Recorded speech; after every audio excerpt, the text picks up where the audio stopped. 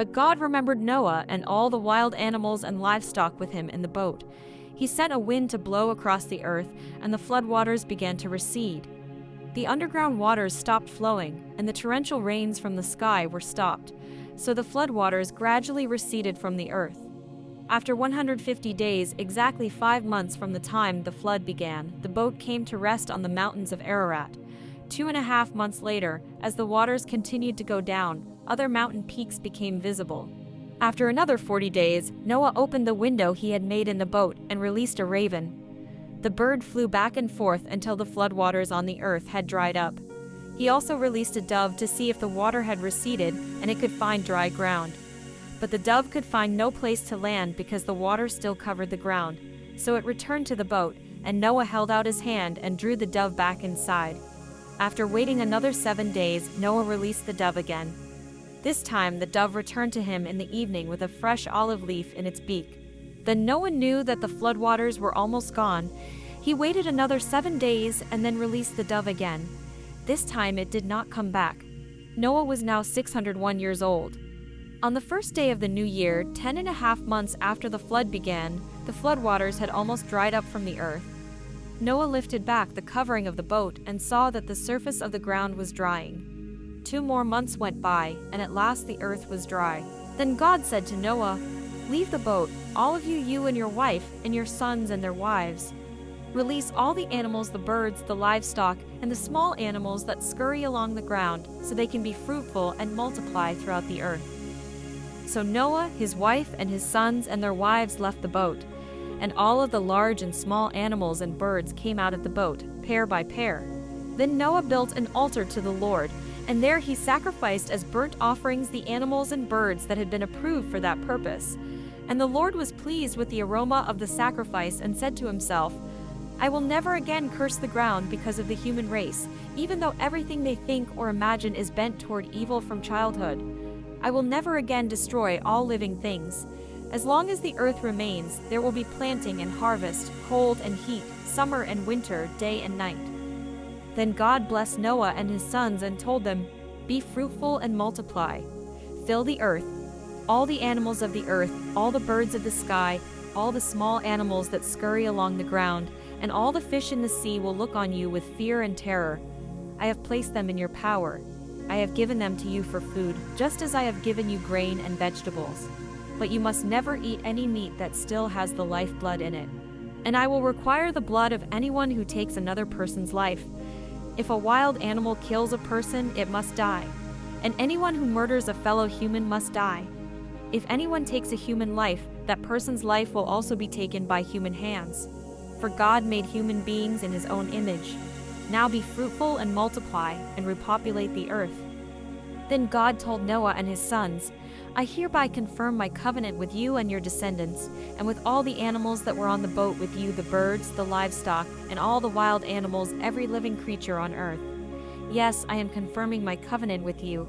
Never again will flood waters kill all living creatures. Never again will a flood destroy the earth." Then God said, "I am giving you a sign of my covenant with you and with all living creatures for all generations to come. I have placed my rainbow in the clouds.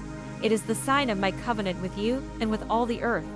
When I send clouds over the earth, the rainbow will appear in the clouds, and I will remember my covenant with you and with all living creatures. Never again will the floodwaters destroy all life. When I see the rainbow in the clouds, I will remember the eternal covenant between God and every living creature on earth." Then God said to Noah, "Yes, this rainbow is the sign of the covenant I am confirming with all the creatures on earth." The sons of Noah who came out of the boat with their father were Shem, Ham, and Japheth. Ham is the father of Canaan. From these 3 sons of Noah came all the people who now populate the earth. After the flood, Noah began to cultivate the ground, and he planted a vineyard. One day he drank some wine he had made, and he became drunk and lay naked inside his tent. Ham, the father of Canaan, saw that his father was naked and went outside and told his brothers. Then Shem and Japheth took a robe, held it over their shoulders, and backed into the tent to cover their father.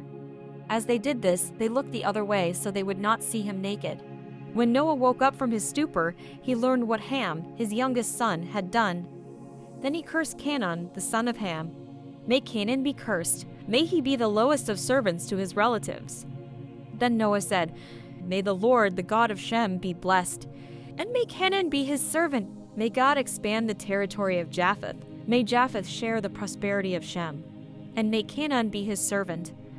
Noah lived another 350 years after the great flood. He lived 950 years, and then he died. This is the account of the families of Shem, Ham, and Japheth, the 3 sons of Noah. Many children were born to them after the great flood. The descendants of Japheth were Gomer, Magog, Madai, Javan, Tubal, Meshach, and Tiras. The descendants of Gomer were Ashkenaz, Riphath, and Togarmah. The descendants of Jovan were Elisha, Tarshish, Kittim, and Rodanim. Their descendants became the seafaring peoples that spread out to various lands, each identified by its own language, clan, and national identity. The descendants of Ham were Cush, Mizraim, Put, and Canaan. The descendants of Cush were Seba, Havilah, Sabta, Rama, and Sabteca. The descendants of Rama were Sheba and Dedan. Cush was also the ancestor of Nimrod, who was the first heroic warrior on earth. Since he was the greatest hunter in the world, his name became proverbial. People would say, "This man is like Nimrod, the greatest hunter in the world." He built his kingdom in the land of Babylonia, with the cities of Babylon, Erech, Akkad, and Calneh. From there he expanded his territory to Assyria, building the cities of Nineveh, Rehoboth-er, Calah, and Resen, the great city located between Nineveh and Calah. Mizraim was the ancestor of the Ludites, Anamites, Lehabites, Naphtuhites, Pathrusites, Casluhites, and the Caphtorites, from whom the Philistines came. Canaan's oldest son was Sidon, the ancestor of the Sidonians. Canaan was also the ancestor of the Hittites, Jebusites, Amorites, Girgashites, Hivites, Arkites, Sinites, Arvadites, Zemarites, and Hamathites. The Canaanite clans eventually spread out, and the territory of Canaan extended from Sidon in the north to Gerar and Gaza in the south, and east as far as Sodom, Gomorrah, Admah, and Zeboim near Lasha. These were the descendants of Ham, identified by clan, language, territory, and national identity. Sons were also born to Shem, the older brother of Japheth. Shem was the ancestor of all the descendants of Eber. The descendants of Shem were Elam, Assur, Arphaxad, Lud, and Aram. The descendants of Aram were Uz, Hul, Gether, and Mash. Arphaxad was the father of Shelah, and Shelah was the father of Eber. Eber had 2 sons. The first was named Peleg, which means division, for during his lifetime the people of the world were divided into different language groups. His brother's name was Joktan. Joktan was the ancestor of Almadad, Sheleph, Hazarmaveth, Jerah, Hadaram, Usul, Dikla, Obal, Abimael, Sheba, Ophir, Havilah, and Jobab. All these were descendants of Joktan. The territory they occupied extended from Mesha all the way to Sephar in the eastern mountains. These were the descendants of Shem, identified by clan, language, territory, and national identity. These are the clans that descended from Noah's sons, arranged by nation according to their lines of descent. All the nations of the earth descended from these clans after the great flood. When Jesus heard that John had been arrested, he left Judea and returned to Galilee. He went first to Nazareth, then left there and moved to Capernaum beside the Sea of Galilee, in the region of Zebulun and Naphtali. This fulfilled what God said through the prophet Isaiah.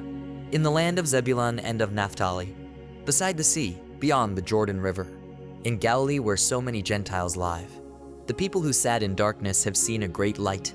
And for those who lived in the land where death casts its shadow, a light has shined. From then on, Jesus began to preach, "Repent of your sins and turn to God, for the kingdom of heaven is near." One day, as Jesus was walking along the shore of the Sea of Galilee, he saw 2 brothers, Simon, also called Peter, and Andrew, throwing a net into the water, for they fished for a living. Jesus called out to them, "Come, follow me, and I will show you how to fish for people." And they left their nets at once and followed him. A little farther up the shore, he saw 2 other brothers, James and John, sitting in a boat with their father Zebedee, repairing their nets. And he called them to come too. They immediately followed him, leaving the boat and their father behind. Jesus traveled throughout the region of Galilee, teaching in the synagogues and announcing the good news about the kingdom. And he healed every kind of disease and illness. News about him spread as far as Syria, and people soon began bringing to him all who were sick. And whatever their sickness or disease, or if they were demon-possessed or epileptic or paralyzed, he healed them all. Large crowds followed him wherever he went, people from Galilee, the 10 towns, Jerusalem, from all over Judea, and from east of the Jordan River. Answer me when I call to you, O God who declares me innocent. Free me from my troubles. Have mercy on me and hear my prayer. How long will you people ruin my reputation? How long will you make groundless accusations? How long will you continue your lies? You can be sure of this. The Lord set apart the godly for himself. The Lord will answer when I call to him. Don't sin by letting anger control you. Think about it overnight and remain silent. Offer sacrifices in the right spirit and trust the Lord. Many people say, "Who will show us better times?" Let your face smile on us, Lord. You have given me greater joy than those who have abundant harvests of grain and new wine.